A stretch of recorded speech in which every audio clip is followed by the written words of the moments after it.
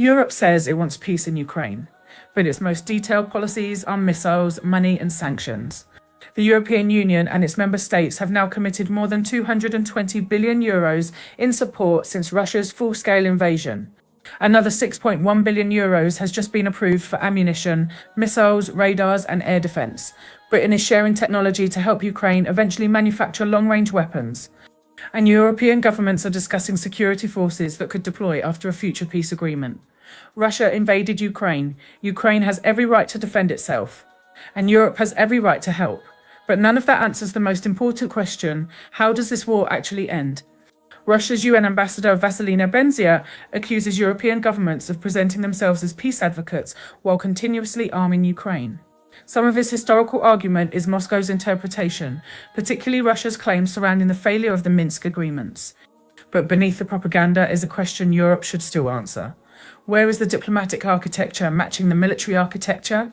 We can identify the weapons, the funding, the sanctions, the ammunition production, the air defences, the long-range strike capabilities. But where is Europe's equally detailed ceasefire framework? What security guarantees could both protect Ukraine and actually be negotiated? What happens to occupied territory? Which sanctions could eventually be exchanged for which concessions? And at what point does military leverage become diplomatic leverage?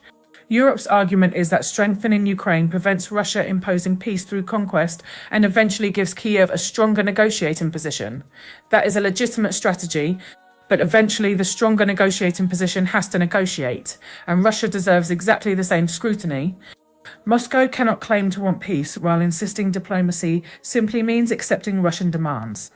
If neither side can achieve everything it wants through total victory, eventually somebody has to negotiate the peace they can live with. So stop telling us how much everyone wants peace. Russia says it wants peace, Ukraine says it wants peace, Europe says it wants peace, America says it wants peace. Fine, show us the plan. Because after years of war, peace cannot remain the word governments use while their most developed policies explain only how the fighting continues. This has been the JR Voice. Stay tuned for more unpacking of global headlines.